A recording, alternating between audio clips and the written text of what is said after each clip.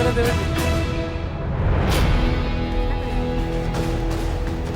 Viewers, आपने देखा India TV पर एग्जिट पोल, और सबसे भरोसेमंद एग्जिट पोल तो है ही, और सबसे तेज नतीजे एग्जिट पोल के आपने यहीं पर देखे हैं हम सब के साथ। और आंकड़ा देख लीजिए नीचे, अब की बार 400 पार का मोदी का जो नारा था, हमारा एग्जिट पोल कह रहा है ये नारा हवाई बिल्कुल नहीं था। एनडीए वाकई 400 पार जा सकता है। हमारा एग्जिट पोल कह रहा है 371 से 401 पहुंच सकती है एनडीए की टैली। 109 से 139 इंडिया गठबंधन, कांग्रेस और बाकी दलों को सब मिलाकर के 28 से 38 बाकी सारे दल इसके अंदर शामिल हैं। अब बीजेपी अपने दम पर 230 से ज्यादा सीटें ला सकती है। मैक्सिमम सीटें कांग्रेस को आ सकती हैं, तो वो 64, 52 से 64 ये रेंज है कांग्रेस पार्टी की। एक एक पार्टी का आंकड़ा आपके सामने अब ये भी आपकी स्क्रीन पर दिखाई दे रहा है। यानी मुमकिन है इस बार कांग्रेस पार्टी को मुख्य विपक्ष का दर्जा मिल जाए, लेकिन सत्ता उसके हाथ से वही कोसों दूर। नरेंद्र मोदी तीसरी बार फुल मेजॉरिटी के साथ ही नहीं, बल्कि 14 से ज्यादा, 19 से ज्यादा सीटें लेकर तीसरी बार लगातार भारत के प्रधानमंत्री बन सकते हैं। जिन भी लोगों ने कहा कि यह लहर वाला चुनाव है, दिखता है कि मोदी के काम पर वोट पड़ा है, वो इस एग्जिट पोल के अंदर दिखाई दे रहा है। और इसको जिस भी तरीके से एनालाइज किया आपने देखा, हर राज्य के बारे में महिला वोटरों ने बढ़ चढ़कर वोट किया है नरेंद्र मोदी के लिए। एग्जिट पोल में साफ नजर आ रहा है नरेंद्र मोदी के किए गए काम, चाहे घर दिया हो, किसी को टॉयलेट बना करके दिया हो, राशन बंटवाया हो 80 करोड़ जनता के अंदर, नल से जल दिया हो, इस सब का बहुत ज्यादा असर उस लाभार्थी वर्ग का नरेंद्र मोदी को फायदा पहुंचा है। वो एग्जिट पोल साफ साफ इस वक्त दिखा रहा है। सारे राज्यों में, दक्षिण के राज्यों में भारतीय जनता पार्टी खाता ही नहीं खोल रही, अच्छा प्रदर्शन कर रही है।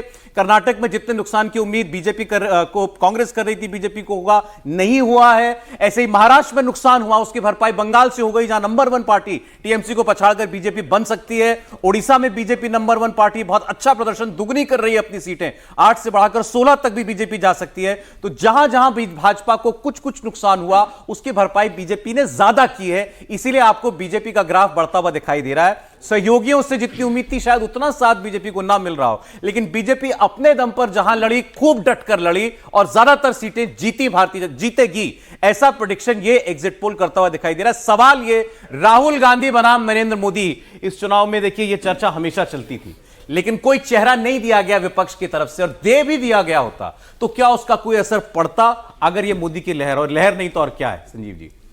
देखिए, राहुल गांधी बनाम मोदी तो ये चुनाव कभी हुआ नहीं, होता तो शायद बीजेपी को बहुत लाभ होता उससे। ऑलरेडी आपके एग्जिट पोल में बहुत लाभ हो रहा है, लेकिन मुझे नहीं लगता विपक्ष की ये तो समझदारी की बात थी, कोई एक चेहरा प्रोजेक्ट नहीं किया गया, क्योंकि मोदी के सामने चेहरा टिकता नहीं। अगर एग्जिट पोल के नंबर सही निकलते हैं 4 जून को भी, तो इसमें कोई शक नहीं। जो पहले देवेंद्र ने एक बात कही थी कि एक तो महिला मतदाता बहुत बड़ा फैक्टर होगा इस इलेक्शन में, जिसको शायद हम नहीं समझ पाए, और दूसरा क्लियरली, जैसे मुझे अभी भी लगता है कि कोई वेव नहीं थी, तो मैं भी अपनी गलती बहुत विनम्रता से स्वीकार कर लूंगा कि भाई मैं नहीं समझ पाया कि वेव थी, हमें नहीं दिख रही थी। बट मुझे अभी भी लग रहा है ये बहुत हायर साइड पे प्रोजेक्शंस हैं, और मैं 4 जून का इंतजार करूंगा और उसके बाद ज्यादा अच्छी तरह से टिप्पणी कर पाऊंगा। 272 इन क्वेश्चन है आपके लिए बीजेपी। मेरे हिसाब से एनडीए के साथ मिलके 300 मार्क क्रॉस करना एक चैलेंज है अभी भी इस इलेक्शन में, क्योंकि जितनी बैटल ग्राउंड स्टेट्स हैं, देखिए उसमें किसी पोलस्टर की गलती नहीं है, किसी एनालिस्ट की गलती नहीं है, वो सब फंसी हुई स्टेट्स हैं। महाराष्ट्र, कर्नाटक, बिहार, यहाँ पे अल्टीमेट रिजल्ट क्या निकलता है? जैसे अगर सपोज मैंने 3000 लोगों से बात करी है, भावेश ने 1,69,000 लोगों से बात की है ना, सारे प्रोजेक्शंस उसके बेसिस पे हो रहे हैं 100-125 करोड़ के देश में। सो अल्टीमेटली जो real proof of the pudding is in eating fourth को मिलेगा। बट अगर ये नंबर सही होते हैं, जैसे मैं दोबारा कह रहा हूं, बहुत ही अच्छी तरह से मुझे ये स्वीकार करना पड़ेगा, और बहुत सारे ऐसे लोग होंगे जिनको मानना पड़ेगा कि उनका असेसमेंट सही नहीं था। राइट। संजीव जी कह रहे हैं कि राहुल गांधी लगातार ये तीसरी बार चुनाव है जो हार रहे हैं। नरेंद्र मोदी को राहुल गांधी तो बिल्कुल हरा नहीं सकते हैं, देखकर तो समझ में आ रहा है। देखिए, इस जीत में अगर ये नंबर सही जाते हैं तो ये जीत इसलिए और बड़ी है कि पहली नहीं दूसरी बार के इनकम्बेंट है। विश्व भर में कोई भी राजनायक, कोई भी राष्ट्रपति, प्रधानमंत्री तीसरी बार चुनाव लड़ने वाले चुनिंदा लोग हैं। भारत की राजनीति में दूसरे व्यक्ति होंगे जवाहरलाल नेहरू के बाद। दूसरी बात, कोरोना के बाद जो भी चुनाव में गया पूरी दुनिया में, वो चुनाव अमूमन हारा है। तीसरी बात, यूक्रेन युद्ध के बाद जो मंदी आई, जो अनाजों की कमी, उसके बाद ये चुनाव, ये फैक्टर को भी आपको कंसिडर करना पड़ेगा। उसके बाद आज चुनाव जीतते हैं। मतलब आपकी एक नेगेटिव फोर्स चल रही है आपके पीछे, फिर आप इतना बड़ा चुनाव जीतते हैं।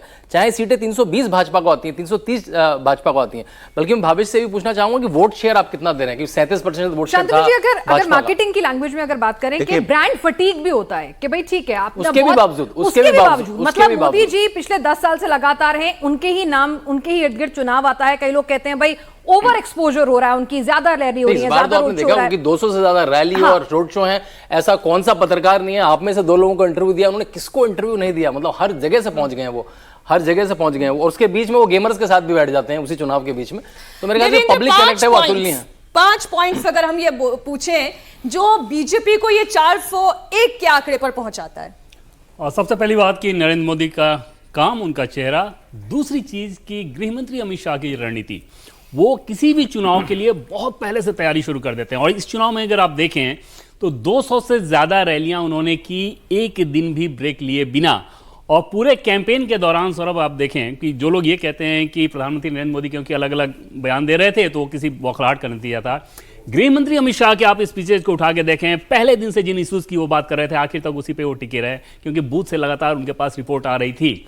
प्रधानमंत्री भी जो बोलते हैं वो गियर चेंज करने का बीजेपी का एक तरीका होता है कि किस फेज में, किस पॉकेट में हमें किस चीज की जरूरत है, उसके हिसाब से हम उसका इस्तेमाल करते हैं। तो ये 2 फैक्टर हो गए। तीसरी की जो बेनिफिशियरी वर्ग तैयार किया गया, उनको सिर्फ तैयार करके छोड़ नहीं दिया गया, बल्कि पार्टी के भीतर कॉल सेंटर बना के, और सिर्फ पार्टी के भीतर नहीं, एक एक सांसद के ऊपर भी ये जिम्मेदारी थी कि आपकी कंस्टिट्यूंसी में जितने लाभार्थी हैं उनको फोन के मार्फत, चिट्ठी के मार्फत, अपने कार्यकर्ताओं के मार्फत बार बार याद दिलाना है कि जो चीज आपको मिली है ये आपके वोट के बदौलत नरेंद्र मोदी क्योंकि प्रधानमंत्री बने इसलिए दिया गया है। जैसे एक कंस्टिट्यूंसी में अमेठी की बात कर लें, वहां पे 4 लाख लाभार्थी आवास वाले हैं, उन सबको रीच आउट किया गया है। तो ये जो कंप्लीट सिस्टम था उसको बीजेपी ने तैयार किया है कि जो हमारा लाभार्थी वर्ग उन तक पहुंचे। और नरेशन के मामले में तो बीजेपी का जवाब, अमेठी रायबरेली तो खोल दीजिए आप भावेश। रायबरेली राहुल गांधी जीत रहे हैं, बिल्कुल जीतने कोई बहुत बड़ी मुश्किल है नहीं उनके लिए, और उसके लिए शायद बीजेपी खुद ही जिम्मेदार है। बीजेपी को यदि दिनेश प्रताप सिंह को ही टिकट देना था तो 2 महीने पहले दे दिए होते तो शायद अच्छा जो चुनाव लड़ते। अमेठी थोड़ा टफ जरूर है, लेकिन स्मृति ईरानी निकाल लिया, अच्छा से निकाल लिया, जीत जाएंगी। अखिलेश यादव कन्नौज निकाल लें, कोई दिक्कत नहीं, कोई दिक्कत उनको भी नहीं है।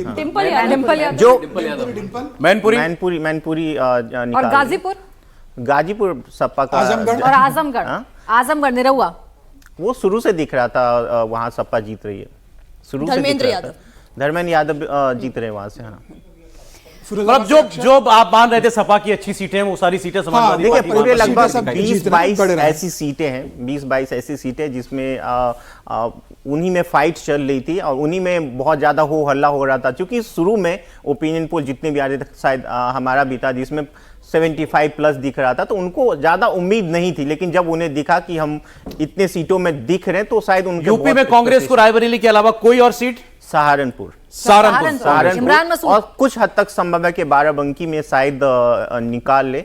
टफ है लेकिन शायद बाराबंकी कांग्रेस पार्टी वाकई बहुत अच्छा लड़ी है बाराबंकी में, मतलब संभव है, नजदीकी मुकाबला रहा। आपके लिए इस एग्जिट पोल की अगर ये नतीजे 4 तारीख को आते हैं, 5 हेडलाइन मुझे बताइए समिति।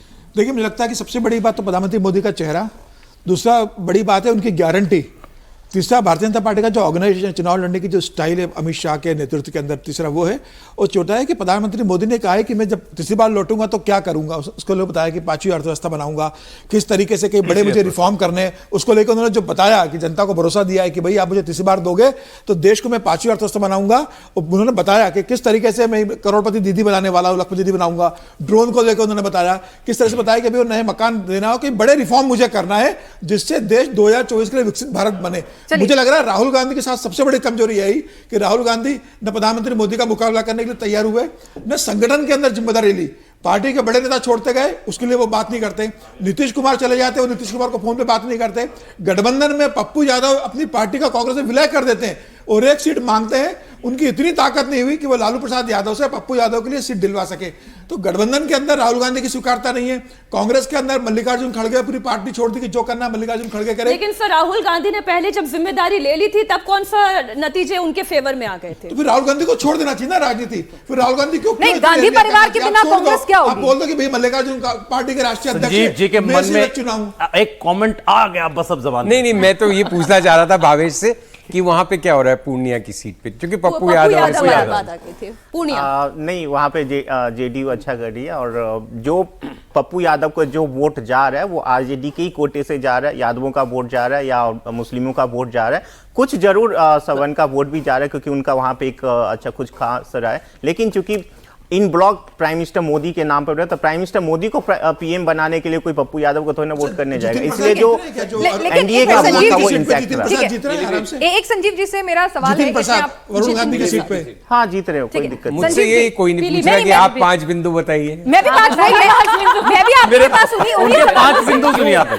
लेकिन मैं यहाँ पे थोड़ा ट्विस्ट कर देती हूँ हाँ, बताइए। कि कांग्रेस इंडिया गठबंधन जो है वो इस स्थिति में पहुंचा है, उसके 5 बिंदु क्या है? जीत के तो हमने डिस्कस कर लिए। नहीं, दोनों के दिए, चलिए आपके दोनों के 5 बिंदु सिमिलर है। 1 से 5 राहुल गांधी, 1 से 5 बिंदु जो है मोदी मोदी मोदी मोदी अमित शाह। ओके, चुनाव सारा मोदी दोनों का था। तरफ 4, हाँ, फर्स्ट 4 मोदी, 5th लड़ाई एक लड़ाने वाले अमित शाह।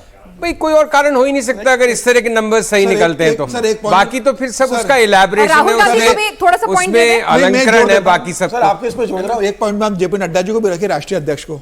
मैं नहीं, वो सारा चलिए, आपका सम्मान करते हुए और संगठन तो पूरा काम करता ही है, लेकिन अमित शाह के चुनाव लड़ने की जो क्षमता है और ऊर्जा वो लगाते हैं बियॉन्ड इमेजिनेशन।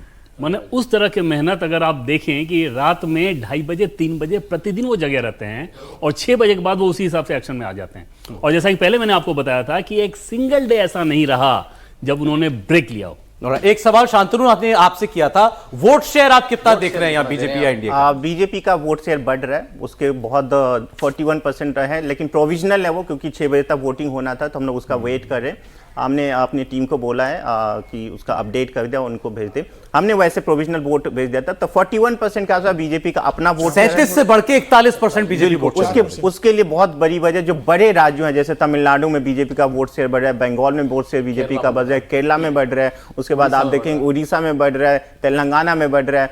इन बड़े राज्यों में बीजेपी का बढ़ रहा है, कुछ राज्यों में बीजेपी का घट भी रहा है, जैसे राजस्थान हो गया आपका, उसके बाद हरियाणा हो गया आपका, महाराष्ट्र में भी कुछ डाउन हो रहा है, उत्तर प्रदेश में भी आप कुछ मान के चल सकते हैं बीजेपी का वोट जो बड़े अंतर होता था उसमें कुछ कमी जरूर आई है। सीटें भले बीजेपी जीत ले, लेकिन जो उसके बड़े अंतर होते थे उसमें शायद थोड़ी तीसरा चुनाव लगातार, वो कह रहे हैं तीसरे चुनाव लगातार जीतने के बाद भी वोट शेयर 5% बीजेपी का बढ़ाना, 4% बीजेपी का वोट शेयर बढ़ा लेना, ये अपने आप में गजब बात है। फर्स्ट पास द पोल सिस्टम में 40% के ऊपर वोट पा जाना इतने कॉन्टेस्टेड इलेक्शन में वो बहुत बड़ा नंबर है। एक फैक्टर शांतनु जी, मोदी की हम बात कर रहे हैं, योगी फैक्टर की कितनी चर्चा हुई? योगी का चेहरा उत्तर से लेकर दक्षिण तक, पूरब से लेकर पश्चिम तक हर जगह प्रचार करता हुआ दिखाई बिल्कुल। दिया। अगर नरेंद्र मोदी ने 200 से ज्यादा रैली और रोड शो करी है, तो योगी आदित्यनाथ ने भी 200 से ज्यादा, बल्कि उत्तर प्रदेश के सांसदों के पास गया तो उनको ये सबसे ज्यादा एक गुमान था कि भाई योगी जी को बाहर इतना क्यों भेजा जा रहा है, वो हमारी सीट पे क्यों नहीं आ पा रहे, लेकिन फिर भी वो अपनी सीट पे गए। और नरेंद्र मोदी तो बड़ी सभाएं करते हैं, योगी आदित्यनाथ ने छोटी सभाएं करी। बल्कि कल मैं काशी में किसी चैनल में डिबेट कर रहा था तो सपा का प्रवक्ता कह रहा है, अरे आप तो चुनाव हार रहे हैं, योगी जी को नुक्कड़ जाना पड़ रहा है। मैंने कहा नुक्कड़ जाना नहीं पड़ रहा है, वो आप काशी की सीट पर जाएं, गोरखपुर की सीट पर जाएं, देवरिया की सीट पर जाएं, आपको विधायक मिलेंगे, भाजपा के मंत्री मिलेंगे जो पदयात्रा कर रहे हैं 200 लोगों के साथ। समाजवादी पार्टी ऐसी है, फेज के शुरू होने से पहले तक लखनऊ में ही बैठे रहते हैं, टिकट पे ही मंथन चंथन। और देखिए जोड़ी ऐसी है कि जब आप वोटर्स से बात करेंगे तो स्वतः नाम लेते हैं मोदी और योगी का। इस इलेक्शन का सबसे इंटरेस्टिंग स्टेटमेंट्स में से एक मैं मानता हूं जो प्राइम मिनिस्टर मोदी ने हाल में कहा था कि मुझे गर्व है कि मेरे मुख्यमंत्री योगी आदित्यनाथ और मैं वाराणसी से सांसद हूं। उस एक स्टेटमेंट ने वो सारी चर्चाओं पे काफी हद तक विराम लगाई जो दिल्ली वर्सेस योगी की होती थी। तो केजरीवाल जी अपनी कहानी अब कहां सुनाएंगे कि 2 महीने के मुख्यमंत्री हैं? तो केजरीवाल, बट प्राइम मिनिस्टर ने केजरीवाल के उस कथन के कोई हफ्ता 10 दिन बाद कहा था, और अगले दिन जो अमित शाह जी ने खंडन किया था कि 75 पे रिटायर नहीं होंगे, वो योगी पे चुप थे। योगी का क्या है ना कि मतलब चूंकि आपने केजरीवाल की बात छेड़ी। देखिए मंचों कौन सी खबर पढ़नी है और कौन सी जो नई खबर छपी वो बतानी है। अगर मंचों से नरेंद्र मोदी ने किसी अपने मुख्यमंत्री की इतनी जोर से तारीफ करी कभी नहीं, तो वो योगी आदित्यनाथ है। चाहे वो एक टर्म दे दिया, योगी प्लस मुझे लगता है योगी उपयोगी। मैं एकदम डिसएग्री करूंगा। प्रधानमंत्री नरेंद्र मोदी के किसी भी स्पीच पे उठा के देखिए, अपने बीजेपी के छोटे से छोटे कार्यकर्ता का भी वो मनोबल ऐसा बढ़ाते हैं। मध्य प्रदेश में शिवराज सिंह चौहान कैंपेन के दौरान, बाद में नाम लेना भले उन्होंने बंद किया क्योंकि उनको ये समझ में आ रहा था कि इलेक्शन में इसका फायदा नहीं है, लेकिन शुरू में लगातार उनकी भी तारीफ। खट्टर साहब को हटाना था, हटाने से एक दिन पहले आपने देखा कि कैसी तारीफ, तो वो इस काम को करते हैं। राष्ट्रीय अध्यक्ष के तौर पर जेपी नड्डा ने आप कहना क्या चाह रहे हैं? तो ऐसा नहीं है कि योगी आदित्यनाथ को लेके कोई अलग रणनीति होगी, और वो अलग रणनीति सिर्फ एक गॉसिप की दुनिया में चलती है। रजत जी को भी जो इंटरव्यू दिया था, उन्होंने क्या बोला था कि पहले तो केवल मोदी से परेशान थे, अब इसमें एक नाम और जोड़ दिया गया है, योगी। तो स्वाभाविक सी बात है ना कि भाई आप उस नेता को नर्चर कर रहे हैं। आप एक सिंपल बात सोचिए कि 2017 में जब योगी आदित्यनाथ को मुख्यमंत्री बनाया गया था, वो चेहरा थोड़ी थे, और उतनी सीटें तो बीजेपी को अभी भी नहीं आई विधानसभा में वहां पे। तो ये बीजेपी का सिस्टम है जो उस नेता को नर्चर करता है। हाँ, गॉसिप की दुनिया में जरूर ये चलने लगता है, जो बीजेपी को और किसी तरीके से नहीं हटा सकते तो चलो मोदी वर्सेज योगी या अमित शाह वर्सेज योगी इस तरह की चीजें करें। ग्राउंड पे दूर दूर तक उसका कोई लेना देना नहीं। और मैंने पहले भी एक बार इस बात को कहा था कि किसी दिन बीजेपी के सिस्टम ने तय किया कि अगर योगी आदित्यनाथ को हटाना है तो 24 घंटा नहीं लगेगा। सर मैं एक लाइन जोड़ देता हूं सर, एक तारीफ को लेकर जोड़ देता ये हूं। तो केजरीवाल गुजरात के अंदर प्रधानमंत्री नरेंद्र मोदी गए थे, तो प्रधानमंत्री मोदी ने विजय रूपाणी जब मुख्यमंत्री थे तारीफ में कहा था कि जो मैं गुजरात में काम करके गया हूं उसको बहुत तेजी से आगे विजय रूपाणी बना रहे हैं, और मुझे लगता है कि मैं ऐसे बेहतर मुख्यमंत्री साबित होंगे। और 1 साल बाद विजय रूपाणी का इस्तीफा हो गया था। तो ये जरूरी नहीं है कि अगर तारीफ कर रहे तो मतलब मुख्यमंत्री बना ही रहे। लेकिन सौरभ अगर आप लोग इस दिशा को एक खतरनाक मोड़ तक ले जा रहे हैं। सस्पेंस क्रिएट हो गया। शांतनु कुछ कहना चाह रहे जब हम जमीन पे जाते हैं उत्तर प्रदेश में, तो आता है कि मुझे मोदी जोगी मंदिर दे दियो, मोदी जोगी गैस दे दियो। ऐसा आपको किसी और स्टेट में सुनने को नहीं मिलेगा कि आपको ऐसा किसी और एक कपलिंग सी है। मोदी योगी एक शब्द माना जाता है, वो सिलेबल भी मिलता जुलता है, एक साथ निकलता है वोटर के मुंह से। कहीं चले जाएं आप, शहर में चले जाएं, उसकी दूसरी वजह बड़ी साफ साफ है ना, आपको यूपी डिलीवर करना है, तो और यूपी में आपको मालूम है कि योगी ऐसा किसी और स्टेट में नहीं मिलता जहां भाजपा फास्टेस्ट ग्रोइंग योगी बहुत बड़ा फैक्टर अगर स्टेट की बात करें, उत्तर प्रदेश बहुत तेजी से ऊपर आया है। नहीं, योगी आदित्यनाथ एसेट हैं बीजेपी के लिए, इसमें कहां कोई संदेह होना चाहिए। अब कौन व्यक्ति अपने एसेट को खराब करता है? ठीक बात। योगी आदित्यनाथ को जितनी ताकत ये लोग दे रहा है, ठीक बात। लेकिन यूपी आपके हिसाब से या बीजेपी के हिसाब से मैं कहूं तो, अब क्योंकि इन्होंने कहा 70 मैक्सिमम बीजेपी 70 जाएगी, 80 में 70 कौन कहेगा कि अच्छा नहीं, बहुत अच्छा है। लेकिन क्या बीजेपी इससे ज्यादा एक्सपेक्ट करती थी कभी? शुरू में ये टारगेट जरूर रखा गया था कि 75-76 तक भी हम लेके जाएं, क्योंकि आइडियल सिचुएशन है बीजेपी के लिहाज से। अभी के समय में देखें, नरेंद्र मोदी की लोकप्रियता, योगी आदित्यनाथ की लोकप्रियता, गठबंधन के मामले में आरएलडी आपके साथ, ओम प्रकाश राजभर आपके साथ, जो कि पिछले चुनाव में भी नहीं थे, बसपा सपा साथ नहीं है, वो भी उत्तर प्रदेश के लिहाज से, बीजेपी के लिहाज से बहुत जरूरी था कि ट्रायंगुलर फाइट हो। तो इन सारी परिस्थितियों में निश्चित तौर पे इससे आदर्श स्थिति बीजेपी के लिए नहीं हो सकती उत्तर प्रदेश में। ये 2014 वाली स्थिति भी नहीं है, 2019 तो खैर बहुत मुश्किल स्थिति थी कि सपा बसपा गठबंधन जैसे ही साथ हो जाता है सौरभ, कम से कम 20 से 25 सीटें ऐसी हैं जहां पर मुस्लिम, यादव और दलित मिलके वो बुके पहुंच जाता है 57-58%, 60%, तो वहां पे कहां फाइट में रहेंगे। लेकिन ये स्थिति ऐसी नहीं थी, और इससे आदर्श स्थिति बीजेपी के लिए नहीं हो सकती थी। सीट को लेकर जरूर जैसे ये बात कही जाती है, कई बार आपको बताया जाएगा कि हाँ ये कैंडिडेट खराब हुआ। मैंने तो जितने साल बीजेपी कवर किया है, और किसी भी पार्टी को आप कवर कर रहे हैं, ऐसा होता ही नहीं है कि हर बार सारे कैंडिडेट आपके आदर्श कैंडिडेट हों। कुछ कैंडिडेट खराब होते ही हैं, और उन खराबी की वजह ऐसा नहीं होता है कि बीजेपी लीडरशिप को पता नहीं होता है, लेकिन वो कई बार मजबूरी में आपको देने होते हैं। बीजेपी अपने एलाइज को बीजेपी जिम्मेदारी मान करके ढो करके लेकर के चलिए, एलाइज का और साथ मिलता तो ये नंबर बेहतर होता। बिल्कुल, इसमें कोई दो राय नहीं कि एलाइज भी अगर उसी रूप में मजबूत रहते तो ये नंबर्स और बेहतर हो सकता था। बीजेपी ने अपनी तरफ से पूरी ताकत दी एलाइज को, और जब मैं पूरी ताकत की बात बता रहा हूं तो चुनाव में जिस प्रकार के संसाधन लगते हैं, उन संसाधनों में भी एलाइज की सीट को लेके कोई भेदभाव नहीं किया गया, उनके साथ भी वैसे ही लगाया गया, अपने कार्यकर्ताओं को वैसे ही लगाया गया। समस्या ये हो जाती है कि एलाइज की जो पॉलिसी, जैसे आंध्र प्रदेश में, वहां पर एलाइज आपके लिए एसेट इस लिहाज से रहा कि वहां पर बीजेपी ने बहुत आसानी से स्वीकारा कि इज बिग ब्रदर, और तुरंत ही पहले दिन ही वहां पे एक कोऑर्डिनेशन कमेटी बना दी गई थी, और वो कोऑर्डिनेशन कमेटी प्रदेश के स्तर से लेकर बूथ के स्तर तक थी। यानी कि जो भी मुद्दा, जो कुछ भी करना है, एक बार तय किया गया और तुरंत उसको बूथ लेवल तक स्कैटर कर दिया जाता था कि आज हमें ये बोलना है, ये नहीं बोलना है, इस मुद्दे को उठाना है। कई जगह एलाइज को लेके ये परेशानी रही, वहाँ पे उतना स्मूथ नहीं था। चाहे महाराष्ट्र की आप बात कर लें, बिहार की बात कर लें, वहाँ पे वो स्मूथनेस था नहीं जितना बाकी जगहों पे हुआ। उसके चलते एलाइज कई जगह बीजेपी पर बोझ भी ये बंगाल में बीजेपी का 26 से 28 सीटों तक पहुंचना जो सर्वे दावा कर रहा है, ममता बनर्जी के लिए क्या इसमें छिपा हुआ है आप संदेश? अगले विधानसभा चुनाव के लिए उनके ऊपर बहुत बड़ा खतरा है, क्योंकि जिस प्रकार से, जैसे कि पहले मैंने आपको बताया था कि एक तो उनकी लोकप्रियता है ममता बनर्जी की, उनका अपेजमेंट पॉलिटिक्स जो करती हैं वो, और तीसरी चीज की जिस प्रकार का डोमिनेंस वो दिखाती थी वायलेंस करा के, वो उनके लिए एसेट था। अब उस पर पूरी तरह से लगाम लग रहा है। उसमें एक बड़ी वजह है कि बीजेपी ने अपने प्रदेश के संगठन को, जैसे अधिकारी बंधु को जितना फ्री हिट दिया गया है, अब सोचिए कि दूसरे दल से आए हुए व्यक्ति को बीजेपी ने सालों साल से जो अपने नेता हैं उनको किनारे किया, और उनकी कीमत पे एक तरह से अधिकारी बंधु को उतना फ्री हैंड दिया गया है। उसका बड़ा फायदा मिलता नजर आ रहा है। और ममता बनर्जी के लिए अगले विधानसभा चुनाव में बहुत बड़ा खतरा रहेगा, क्योंकि प्रदेश में बीजेपी का ऐसा नेता है जो आपसे हेड ऑन करने को तैयार है। इसका फायदा वर्कर्स तक पहुंचता है। तो इस एग्जिट पोल के जो बड़े हेडलाइंस हैं लगातार आप इंडिया टीवी पर देखते रहिएगा। 401 सीट तक, यानी नरेंद्र मोदी का जो नारा था उसको हकीकत में तब्दील होने तक बीजेपी इसको ले जा सकती है। एनडीए 400 पार हकीकत में जा सकता है, हमारा प्रेडिक्शन है। नरेंद्र मोदी तीसरी बार एब्सोल्यूट मेजॉरिटी के साथ सरकार बना सकते हैं, ये एग्जिट पोल आपको बता रहा है। अब मैं आपको एक चीज और बता दूं, इंडियन टेलीविजन के सबसे बड़े होस्ट, सबसे बड़े एंकर रजत जी के साथ 4 जून को सुबह 6 बजे से काउंटिंग डे पर आप देखिए हमारी सबसे बड़ी कवरेज। रजत जी के साथ देखिए 2024 चुनाव के नतीजों पर सबसे बड़ा शो सुबह 6 बजे से 4 जून को।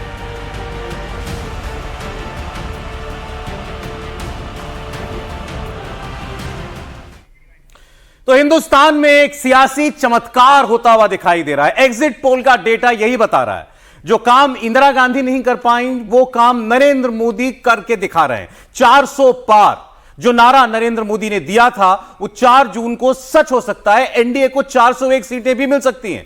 यूपी, बिहार, बंगाल, ओडिशा के स्टेट बाय स्टेट मोदी की पार्टी, मोदी का अलायंस मजबूत से मजबूत हो रहा है। ऐसा कोई राज्य नहीं जहां नरेंद्र मोदी की पार्टी एकदम कमजोर हो गई हो। महाराष्ट्र और हरियाणा में थोड़ा झटका लग सकता है, लेकिन वहां भी बीजेपी ही सबसे बड़ी पार्टी के रूप में उभर रही है।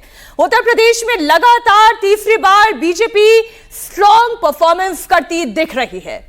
यूपी में एनडीए को 64 से 70 सीटें मिल सकती हैं। पश्चिम बंगाल में मोदी की पार्टी ने दीदी की पार्टी को बहुत पीछे छोड़ दिया है।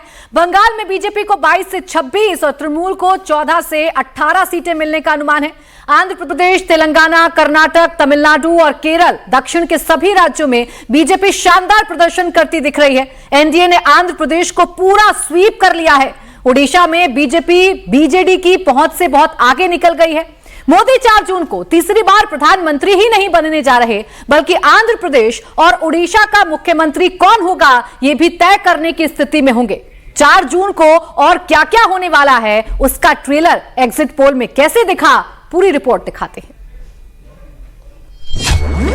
400 पार, 400 पार, 400 पार, एग्जिट पोल में इसका ट्रेंड दिख गया है। 4 जून को 400 पार के साथ मोदी ही आ रहे हैं, मोदी ही सरकार बना रहे हैं, एग्जिट पोल ने कह दिया है। एग्जिट पोल का एग्जैक्ट फिगर नोट कर लीजिए, 401। जी हां, नरेंद्र मोदी 400 पार जा रहे हैं। एग्जिट पोल के मुताबिक 401 सीटों के साथ धमाकेदार हैट्रिक के साथ सरकार बनाने जा रहे हैं। बीजेपी का टीका 370 सीटों से होगा। बीजेपी के 370 ही पहुंचाएंगे एनडीए को 400 पार, 400 पार, 400 पार। मोदी ने कहां कहां गेन किया है, विरोधियों को कहां कहां नुकसान हुआ है, एग्जिट पोल में क्या पता चला है।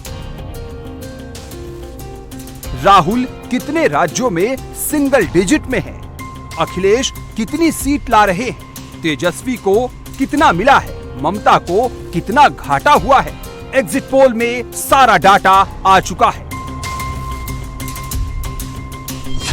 24 का मोस्ट एंटिसिपेटेड डाटा आ गया है। एग्जिट पोल ने अपना वर्डिक्ट दे दिया है। 319 से 338 सीटों के साथ 4 जून को मोदी ही आ रहे हैं। 371 से 401 सीटों के साथ तीसरी बार एनडीए ही सरकार बना रही है। यानी एग्जिट पोल की माने तो 4 जून को एनडीए 400 पार जाती साफ दिख रही है। एग्जिट पोल की माने तो इंडी वाले लगातार तीसरी बार हार रहे हैं। सिर्फ 109 से 139 सीट पा रहे हैं। मोदी से तीसरी बार हार कर वापस जा रहे हैं। एग्जिट पोल के आंकड़ों में राहुल की रीलॉन्चिंग फिर से फ्लॉप हो गई है। कई राज्यों में कांग्रेस सिंगल डिजिट में सिमट गई है। जहां 2019 में डबल डिजिट में थी, अब की बार वहां भी घट गई है। राहुल की पार्टी को 52 से 64 सीटें मिलने का अनुमान है। कांग्रेस 19 वाली टैली बरकरार भी रख सकती है। थोड़ा आगे भी बढ़ सकती है, लेकिन मोदी को नुकसान पहुंचाती नहीं दिख रही। जो चिल्ला चिल्ला कर कहते थे कि 4 जून को मोदी का टाटा बाय बाय होने वाला है, एग्जिट पोल के आंकड़ों ने उस इकोसिस्टम को बाहर का रास्ता दिखा दिया।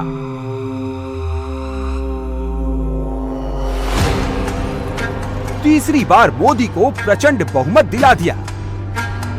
मोदी का ग्राफ पहले से भी ज्यादा बढ़ा दिया है। नरेंद्र मोदी की वेव कैसे चलती है, इस ग्राफ से समझिए। 2014 में बीजेपी 282 सीटों पर थी। 2019 में 21 सीट बढ़कर 303 पर पहुंच गई और एग्जिट पोल के मुताबिक 2024 में मोदी 35 सीटें एक्स्ट्रा ऐड करके 338 तक पहुंच सकते हैं। नरेंद्र मोदी इस देश के इकलौते ऐसे प्रधानमंत्री हैं जिनकी लहर हर 5 साल में बढ़ी है और 24 के एग्जिट पोल ने तो इस बार एक नया रिकॉर्ड बना दिया। एग्जिट पोल आने से पहले विपक्ष ने क्या क्या कहानी नहीं बनाई। कांग्रेस ने कहा मोदी अपनी हार देखकर घबरा गए हैं। मोदी को थकान हो गई है, 4 जून को मोदी जा रहे हैं। मोदी निवर्तमान प्रधानमंत्री हो रहे हैं। कांग्रेस ने ऐसी स्क्रिप्ट चिपकाई, मगर विपक्ष के एजेंडे वाली धूर्तता में न पड़कर पब्लिक ने क्या कहा? पब्लिक ने कहा मोदी को 35 सीटें और दे दो। 2019 की 303 वाली टैली में कुछ सीटें और जोड़ दो और एग्जिट पोल के मुताबिक हुआ भी बिल्कुल वैसा ही। जिसने 2019 में मोदी को ट्राई किया, जिसने 2024 में भी मोदी पर ही ट्रस्ट किया और जिसने 2019 में मोदी को ट्राई नहीं किया, जहां मोदी 0 रहे, एग्जिट पोल के मुताबिक अब की बार उन राज्यों के वोटर्स ने भी मोदी को ही सिलेक्ट किया, इंडी को रिजेक्ट किया, मोदी को मौका दे ही दिया। North south east west Bharat के चुनावी इतिहास में ये शायद पहली बार हुआ है जब एग्जिट पोल में मोदी की पार्टी प्रचंड बहुमत के साथ सबसे बड़े नेशनल प्लेयर के तौर पर उभरती दिख रही है। पहली बार कांग्रेस रीजनल पार्टी होकर रह गई है। एग्जिट पोल के मुताबिक पहली बार राहुल की पार्टी सिंगल डिजिट और 0 के बीच खेलती दिख रही है।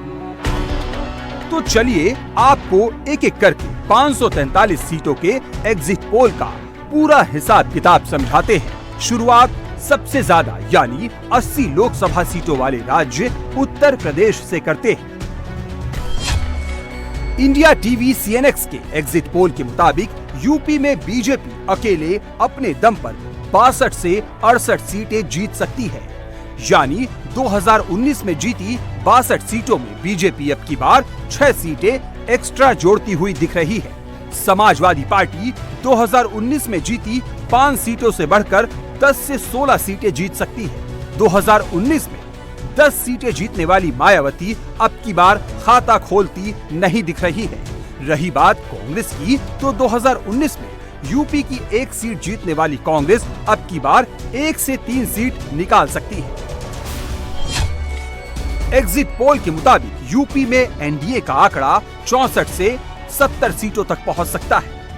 2019 में यूपी में 64 सीट जीतने वाली एनडीए अब की बार 6 सीट एक्स्ट्रा जोड़ सकती है। यूपी में इंडिया अलायंस को 10 से 16 सीटें मिलने का अनुमान है। अमेठी छोड़कर वायनाड भागने वाले राहुल 24 के लिए रायबरेली पहुंचे, मगर एग्जिट पोल के मुताबिक वो इस बार बड़ी मुश्किल से किसी तरह रायबरेली की सीट तो बचा सकते हैं, लेकिन अमेठी में कांग्रेस हार रही है। ये वही राहुल है, ये वही अखिलेश है जो पिछले 1.5 महीने से चिल्ला चिल्ला कर कह रहे हैं कि मोदी हार रहे हैं, मोदी 4 जून को पीएम नहीं बन रहे। कांग्रेस वालों ने तो राहुल के पोस्टर बना बना कर वायरल कराए। अखिलेश ने कभी कहा मोदी 80 में 79 हारेंगे, कभी कहा मोदी 80 की 80 हारेंगे। सबके वीडियो अवेलेबल है और सबके ऑडियो अवेलेबल है। जिसमें राहुल भी है, अखिलेश भी हैं, प्रियंका भी हैं। 2024 4 जून नरेंद्र मोदी हिंदुस्तान के प्रधानमंत्री नहीं रहेंगे। आप लिख के ले लो, नरेंद्र मोदी जी हिंदुस्तान के प्रधानमंत्री नहीं बन सकते हैं। अब आप देखना, उत्तर प्रदेश में हमारे गठबंधन को 50 से कम एक सीट नहीं मिलने वाली है। पूरे उत्तर प्रदेश में एक सीट के अलावा सभी सीटें गठबंधन जीतने जा रहा है, लेकिन अब क्यूटो को अपनी सीट मान रहे थे, ये भी सीट वो हारने जा रहे हैं। यहां पे क्लीन स्वीप होने जा रही है गठबंधन की, इंडिया गठबंधन की। लाइन लगने वाली है सीटों की, टकाटक टकाटक टकाटक टकाटक। और उसके बाद goodbye BJP, goodbye Narendra Modi, tata. Narendra Modi ji प्रधानमंत्री नहीं बन रहे। क्या मोदी जी को रास्ता दिखा दे? खटाखट खटाखट खटाखट। मगर मोदी विरोधियों की ये बयानबाजी ग्राउंड रियलिटी कम हवाई ज्यादा थी। एग्जिट पोल के मुताबिक सच तो ये है कि यूपी के दोनों लड़के एक बार फिर फेल हो गए। प्रियंका भी यूपी में न राहुल का ग्राफ बढ़ा पाई, न अखिलेश को ही लिफ्ट करा पाई। शायद इसलिए एग्जिट पोल से अखिलेश खफा दिख रहे हैं। सोशल मीडिया पर अपना खुद का एग्जिट पोल लेकर बैठ गए हैं। दूसरी तरफ राहुल और राहुल की पार्टी एग्जिट पोल का बाइकॉट शुक्रवार को ही कर चुकी है। हाँ, वर्चुअल वर्ल्ड में 4 जून की खुशियां अभी से बटोर रही है। लेकिन इन दावों के उलट एग्जिट पोल का अनुमान तो यही है कि यूपी में इंडी वाले बुरी तरह हार रहे हैं। मोदी 80 में से 64 से 70 सीटें ला रहे हैं। यूपी वाले लड़के इसलिए इतना तिल मिला रहे हैं। कुछ नहीं कहना है, कहना क्या है कि इंडिया गठबंधन की सरकार बनने जा रही है। कितनी सीटें आएंगी, क्या लगता है अखिलेश? देखिए, जो आप लोग कर रहे हैं, देखिए सबसे बड़ी बात है कि जो आप लोग करेंगे वो नहीं होना है। होना तो वही है जो अभी है, लेकिन आप लोग अधिकारियों पे साइकोलॉजिकल दबाव बनाना चाहते हैं, तमाम लोग, जिसका दाना उसका गाना।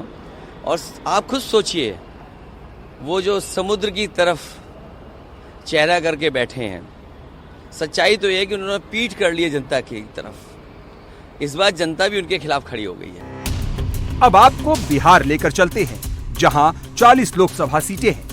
बिहार को लेकर भी तेजस्वी और राहुल ने बड़े बड़े दावे किए। तेजस्वी ने तो फोटो डालकर 7वें चरण में ही बीजेपी को खत्म कर डाला। मगर एग्जिट पोल के आंकड़ों से क्या पता चला? इंडिया टीवी CNX के एग्जिट पोल के मुताबिक बिहार की 40 में से 17 सीटें बीजेपी को मिल सकती हैं। 2019 में बिहार में बीजेपी ने 17 सीटें जीती थी। इस बार भी वो से मेंटेन कर रही है। जेडीयू को 11 से 13 सीटें मिलने का अनुमान है। 19 में यह आंकड़ा 16 सीटों का था। यानी बिहार में मोदी को नीतीश की वजह से कुछ सीटों का नुकसान हो रहा है। रही बात कांग्रेस आरजेडी की, तो अब की बार आरजेडी को 3 से 5 सीटें मिल सकती है। यानी वो अब की बार खाता खोलती दिख रही है और कांग्रेस को भी 2 सीट मिलने का अनुमान है। लेकिन एग्जिट पोल आने के बाद भी तेजस्वी जीत की उम्मीद लगाए बैठे हैं। देखिए, हर जगह भाजपा जो है पस्त हो रही है और इस बार इंडिया गठबंधन की सरकार बनने जा रही है। और शुरू से हमने कहा है कि चौंकाने वाला जो है रिजल्ट हम लोग लाएंगे। उनको सबक सिखाने के लिए आज 7वें चरण में वोट का चोट, बिहार में चौंकाने वाला इतना सीट ला रहे हैं जिससे बीजेपी की सरकार नहीं बनेगी। हम लोग 300 प्लस रहेंगे। तो एग्जिट पोल का तो सबको पता है कि क्या प्रेशर रहता है और किन कारणों की वजह से एक ही लोगों का एक तरफा दिखाया जाता है। खैर, उससे हम लोगों को फर्क नहीं पड़ता। साइकोलॉजिकली ये सब किया जाता है, but it won't be effective this time. UP और बिहार यानी 2 राज्यों की 120 सीटों का एग्जिट पोल हो गया। राहुल अभी भी सिंगल डिजिट में ही है। मोदी बहुत आगे निकल चुके हैं, राहुल को बहुत पीछे छोड़ चुके हैं। मेरा पूरा विश्वास है कि भारत के मतदाता प्रधानमंत्री मोदी जी के नेतृत्व में मेरी पार्टी, हम सबकी पार्टी भारतीय जनता पार्टी को 370 से ज्यादा सीटें देंगे और एनडीए 400 पार करेगी। इस विश्वास के साथ मैं भारत के इस लोकतंत्र के चुनाव में भाग लेने वाले सभी लोगों को बहुत बहुत धन्यवाद देता हूं। 2 राज्यों के एग्जिट पोल के नंबर से एक चीज क्लियर है, एनडीए और इंडी के स्कोर कार्ड में जमीन आसमान का फर्क है। एक सिंगल डिजिट में है, दूसरा हर राज्य में बेहतर लीड में है। बीजेपी और एनडीए कहीं पर भी जीरो नहीं कर रही है। कोई ऐसा राज्य नहीं है जिसने आउटराइटली मोदी को रिजेक्ट कर दिया। हर राज्य ने मोदी को एक्सेप्ट किया है, बम्पर वोट भी दिया है, सीटें भी दी हैं।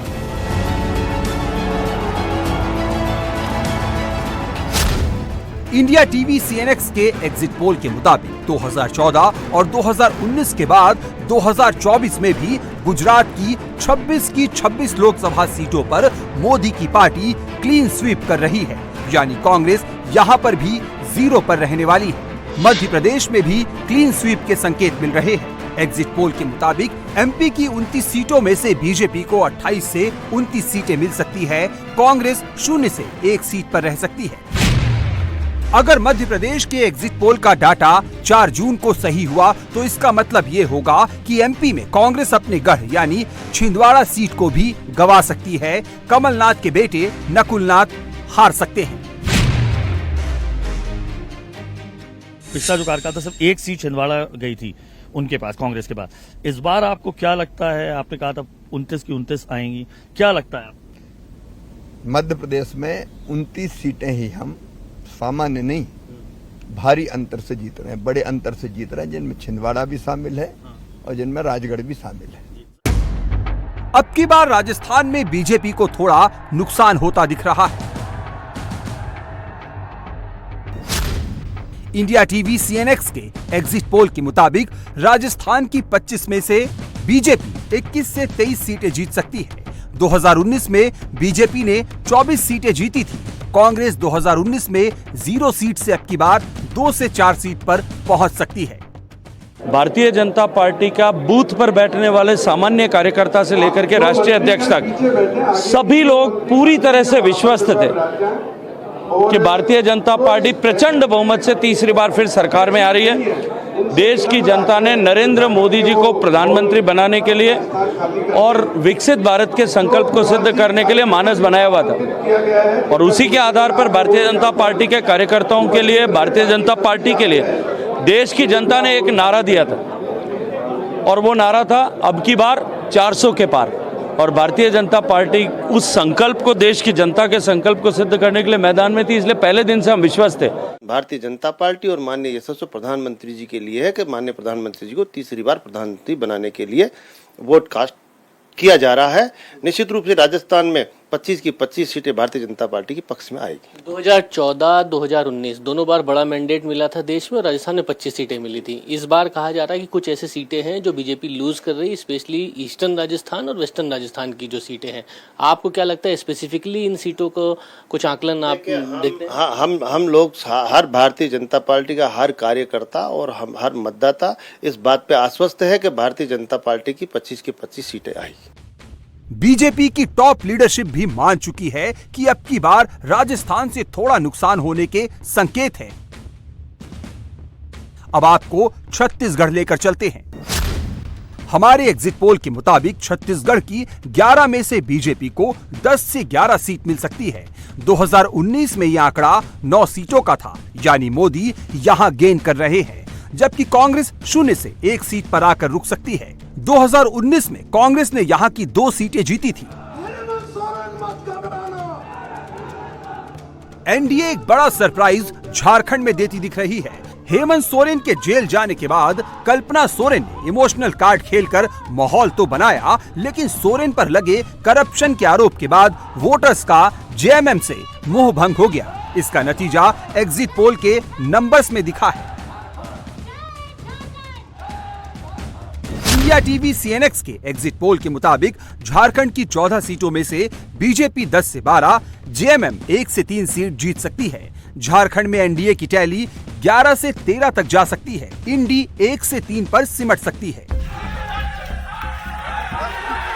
अब सबसे हाई प्रोफाइल स्टेट यानी पश्चिम बंगाल की बात करते हैं। यहाँ बहुत बड़े उलटफेर के संकेत हैं। 7वें चरण में इस बार भी बंगाल में जबरदस्त हिंसा हुई, लेकिन वोटर्स ने इस हिंसा के खिलाफ जाकर वोटिंग की। इंडिया टीवी सीएनएक्स के एग्जिट पोल के मुताबिक बंगाल की 42 सीटों में से अब की बार बीजेपी को 22 से 26 सीटें मिल सकती हैं। 2019 में बीजेपी ने यहां 18 सीटें जीती थी। 2019 में 22 सीटें जीतने वाली टीएमसी अब की बार 14 से 18 पर रुक सकती है। कांग्रेस 1 से 2 सीट जीत सकती है। बंगाल में इस उलटफेर का अंदेशा ममता को भी था, तभी ममता बनर्जी ने एग्जिट पोल वाले दिन दिल्ली में हुई इंडिया अलायंस की मीटिंग में जाना जरूरी नहीं समझा।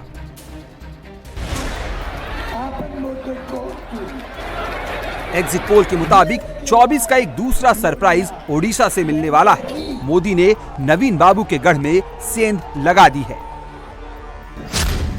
ओडिशा में 21 लोकसभा सीटें हैं। इंडिया टीवी सीएनएक्स के एग्जिट पोल के मुताबिक बीजेपी ओडिशा में 15 से 17 सीटें जीत सकती है। 2019 में यहां बीजेपी ने 8 सीटें जीती थी। अब की बार बीजेडी 4 से 6 सीट जीत सकती है, जबकि कांग्रेस 0 से 1 सीट पर रुक सकती है। आखिरी चरण में पंजाब की 13 सीटों पर भी वोटिंग हुई। यहां चौतरफा लड़ाई है। फाइट में बीजेपी है, अकाली है, कांग्रेस है और आम आदमी पार्टी है। एग्जिट पोल के मुताबिक 13 सीटें इन 4 पार्टियों में बटी हैं। इंडिया टीवी सीएनएक्स के एग्जिट पोल के मुताबिक पंजाब की 13 में से बीजेपी 2 से 3, अकाली 1 से 3, कांग्रेस 4 से 6 और आम आदमी पार्टी 2 से 4 सीट जीत सकती है।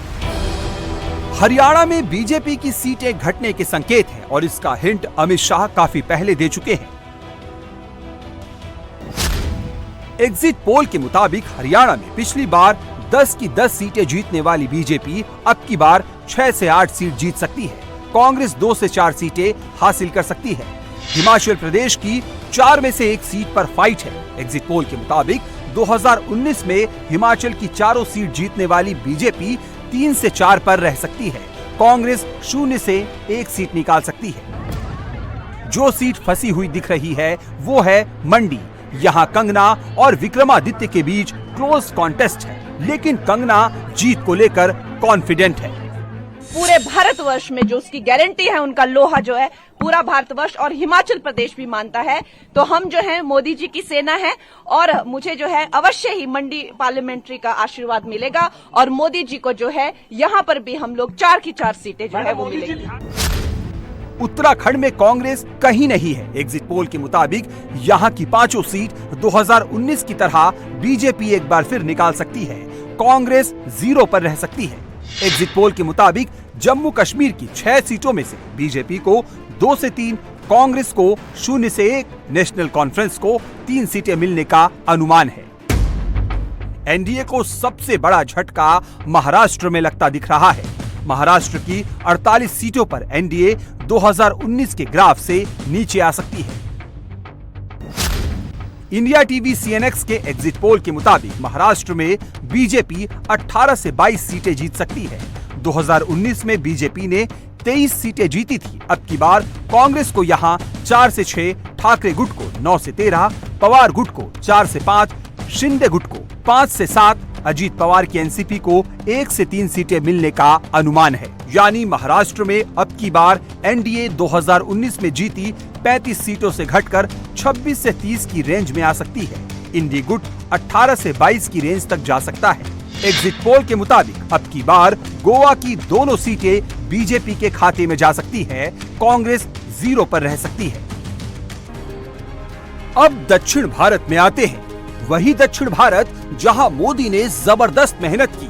57 दिन के अपने चुनाव प्रचार में 35 इवेंट्स किए और इसका रिजल्ट एग्जिट पोल के आंकड़ों में साफ दिख रहा है। इंडिया टीवी सीएनएक्स के एग्जिट पोल के मुताबिक तमिलनाडु की 39 सीटों पर बीजेपी इतिहास रच सकती है। डीएमके, कांग्रेस सबको हैरान कर सकती है।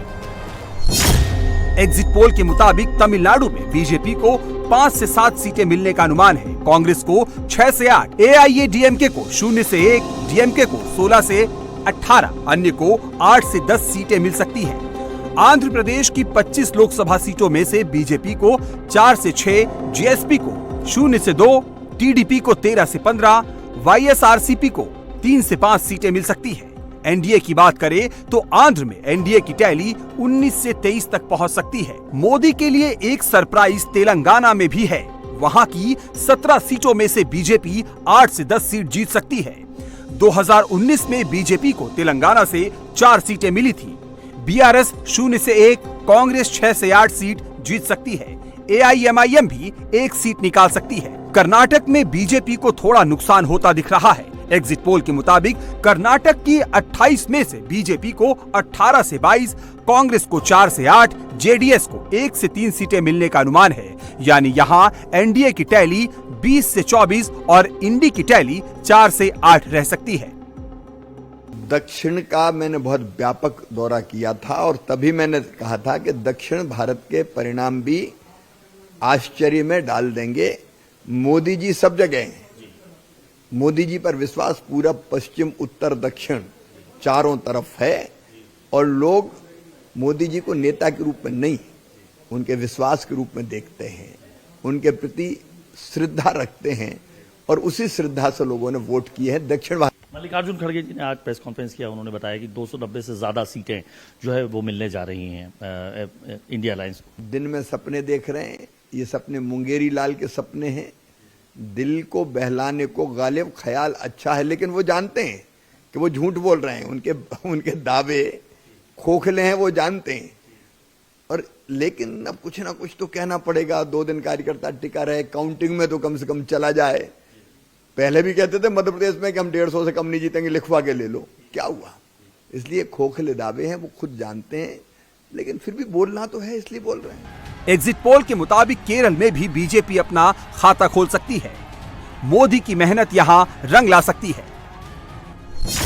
इंडिया टीवी सीएनएक्स के एग्जिट पोल के मुताबिक केरल की 20 सीटों में से बीजेपी को 1 से 3, कांग्रेस को 9 से 11, सीपीआईएम को 3 से 5, अन्य को 4 सीटें मिल सकती है। एग्जिट पोल के मुताबिक असम की 14 लोकसभा सीटों में से बीजेपी 9 से 11, कांग्रेस 1 से 2, एआईयूडीएफ 1, अन्य 1 से 2 सीटें जीत सकती है।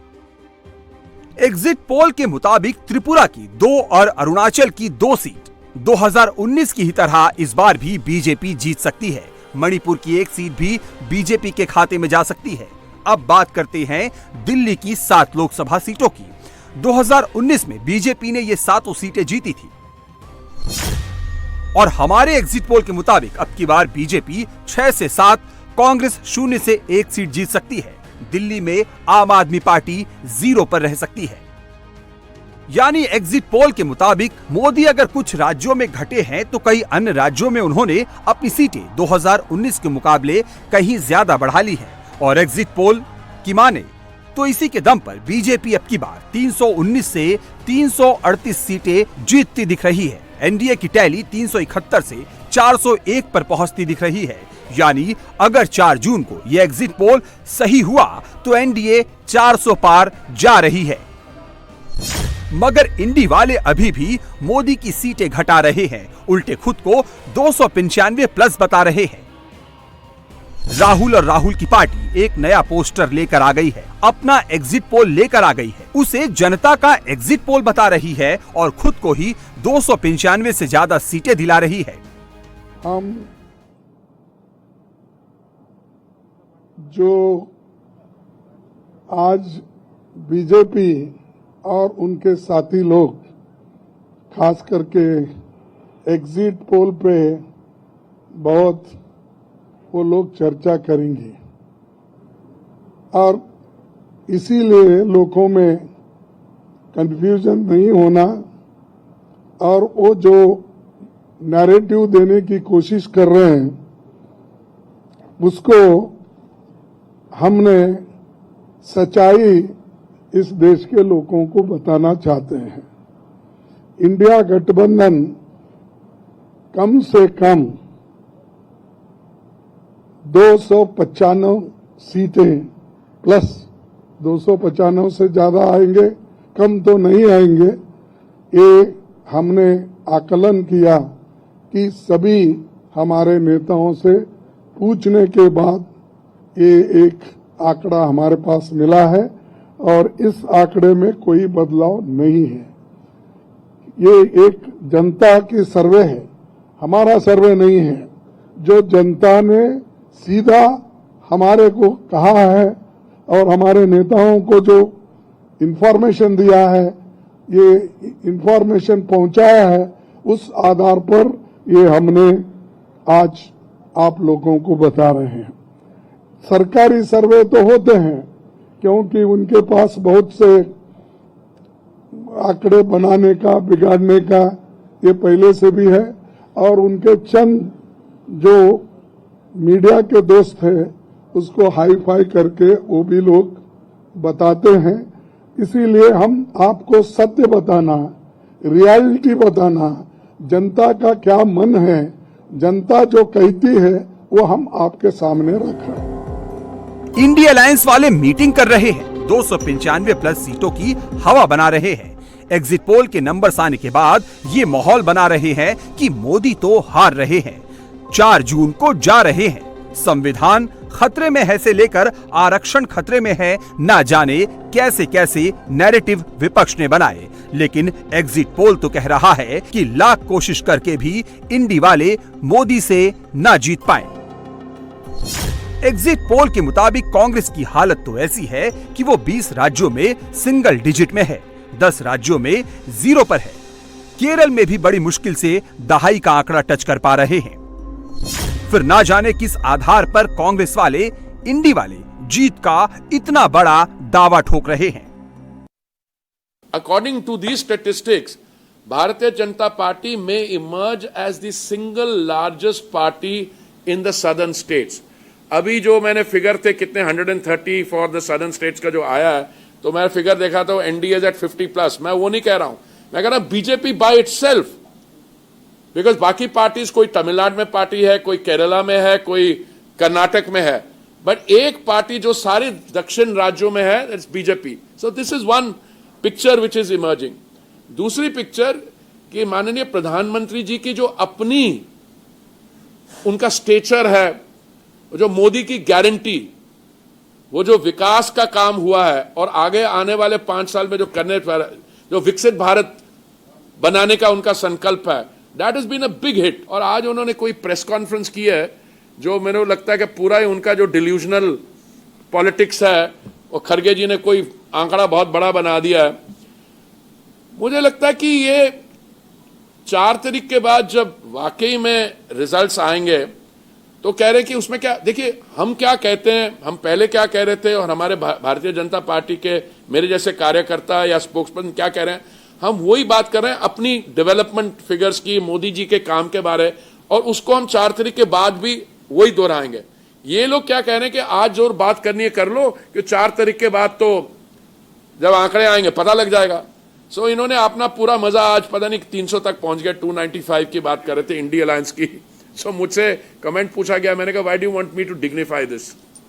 बाकी को होगा तो पता है ना, क्योंकि राहुल गांधी जी तो अपना जैसे ये चुनाव का के नतीजे आएंगे, वो तो कहीं जहां पे भी जाना होगा, थाईलैंड या स्पेन या वहां चले जाएंगे, और फिर तो वहां तो पारिवारिक कंट्रोल है, डिवाइन राइट ऑफ किंग्स, तो उसका कह देंगे खारगे जी ने दिया था एस्टिमेट, अब खारगे जी पे जिम्मेवारी होगी, वहां पे तो कोई चेंज नहीं होती।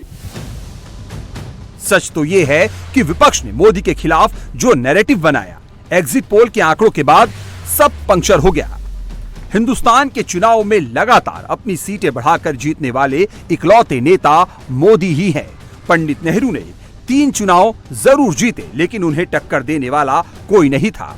मोदी ने सबको टक्कर दी। रिकॉर्ड तोड़ इतिहास रचना वो होता है जो एग्जिट पोल के आंकड़ों में मोदी ने हासिल किया है। 24 का चुनाव भरोसे का चुनाव है, जिसमें लोगों ने मोदी पर भरोसा जताया।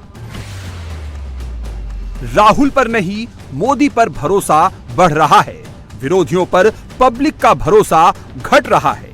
वोटर्स ने इंडी गुट की पार्टियों को भाव नहीं दिया। पूरब, पश्चिम, उत्तर, दक्षिण हर दिशाओं में वोटर्स ने मोदी पर ही दांव खेला, मोदी पर ही ट्रस्ट दिखाया। नतीजा एग्जिट पोल में नजर आया। एनडीए को 400 पार का रास्ता नजर आया।